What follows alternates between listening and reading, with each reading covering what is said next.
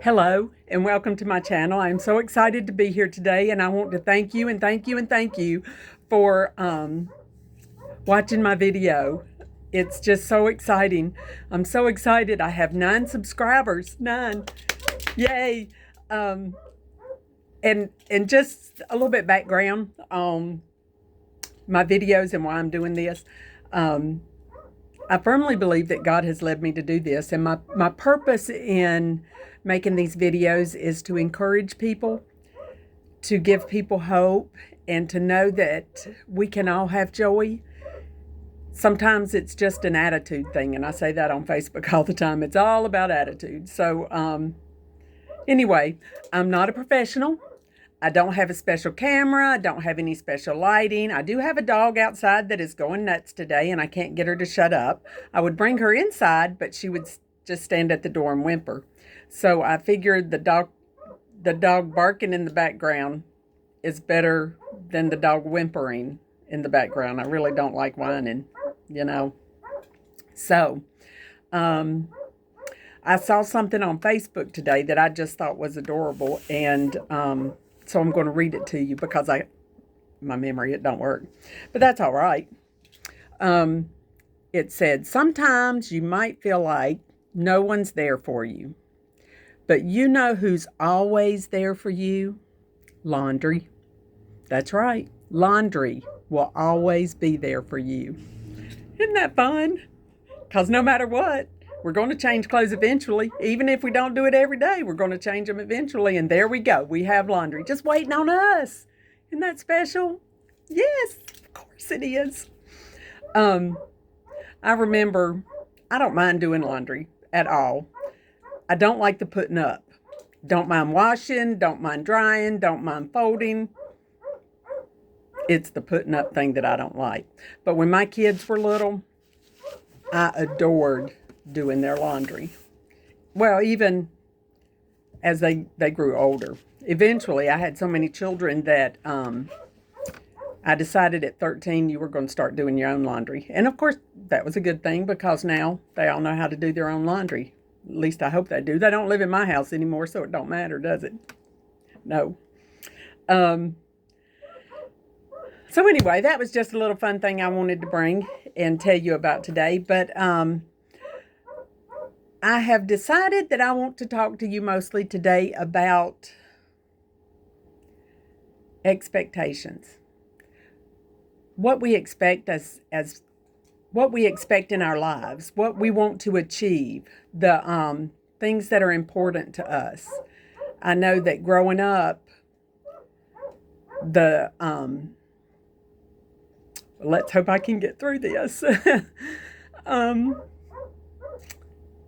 what I wanted more than anything was to be a wife and a mother, and I also wanted to live at Carolina Bible Camp.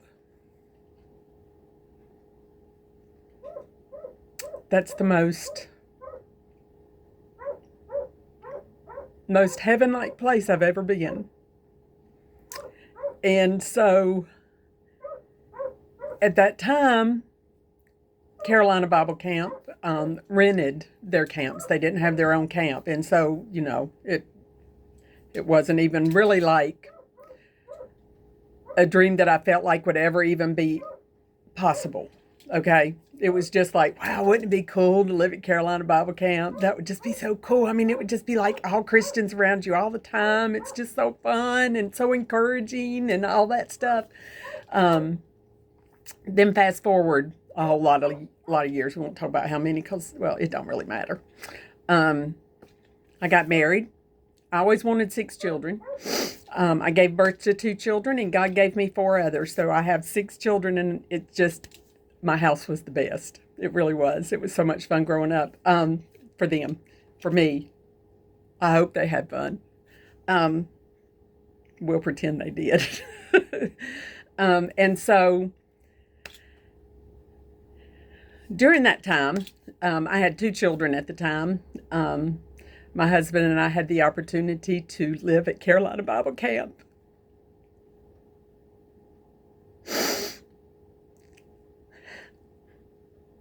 I don't believe there's a whole lot of people that can say they had all their dreams come true. And I did. Then I lost my marriage. And when I lost my marriage, I lost the ability to live at Carolina Bible Camp because that was my husband's job. And I lamented over that. For so many years, I saw it as a loss. But then one day I decided that God had given me everything I'd ever asked for. He gave me a husband, He gave me children, and He gave me Carolina Bible Camp.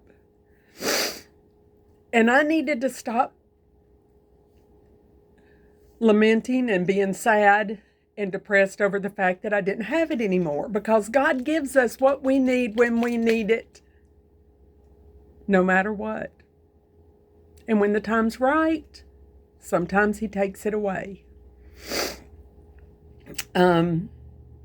Although I don't believe that my divorce is something that God wanted, but it is what it is, so that's just the way it is. And so I decided that I needed to start looking at that. And my children are all grown now, and so that's been hard on me also, because I felt like I didn't have a purpose. Because that was my purpose, was to be a mother. I'm still a mother. I'll always be a mother. And I'm a grandmama. Yeah. To one amazing little girl, Palmer. And so I started asking God to show me my purpose. I said, God, you say you have a purpose for everybody. When we're born, He has a purpose for our lives. And I started looking at my life in a way, instead of saying I had lost so much, saying, God, show me what you want me to have next. And that has been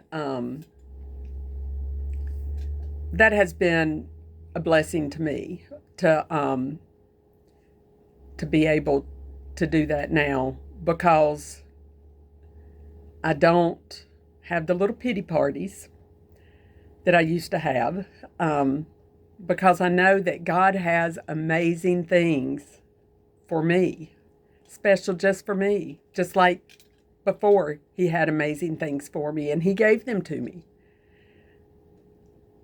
Things that I didn't ever think I would ever even have the ability to have. He gave it to me. And so I have had to change my thinking. And I have had to change my prayers. And so doing these videos are one of the things that I believe He has led me to, because I don't know why. It's just what I feel. It's just what I think. Kind of lost for words right now. But if, I know, and I knew all along that God had purposes for us. And, in my last video, I talked about it's my lot in life. It's not a lot, but it's my life. I had kind of always leaned on that attitude as I didn't deserve more than what I had. And I did deserve the bad things that happened to me, because I was mixed up about God's love and what He wanted for us. Really and truly, that's what it was. I was just mixed up. But I know better now. God wants amazing things for everybody on this earth. He does. Even the bad people, even the evil people. He loves those people, and He wants them to have a beautiful and an amazing life, just like He wants us to. And I believe that the more we lean on God and the more that we allow God to work in our lives, yes, allow, because I think we all know that sometimes we tell God what we want Him to do for us, and then we sit back and wait for Him to do it. And that's just really not the way it happens. That's not the way it works. We have to do in order to get. If we want God's blessings, we have to do what God has asked us to do. And so I really feel like I'm just kind of rambling right here. I hope I've got a train of thought that somebody can follow, because I'm not following it very well.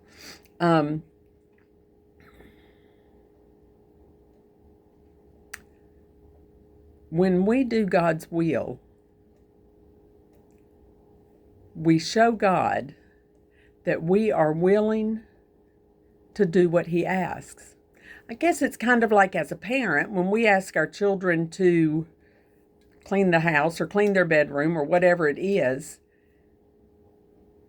then when they ask for something, we're more willing to give it to them because they have done what we asked them to do. And so that's the same way that God works. He says, these are the things I want you to do, and this is the way I want it done. And when we do that, and when we leave our life to God, which is really hard for us to do, because we don't want to be out of control. We want to know that we've got control on this. But when we're able to truly give it to God and not take it back, yes, not take it back. That's the hard part. He will bless us in ways that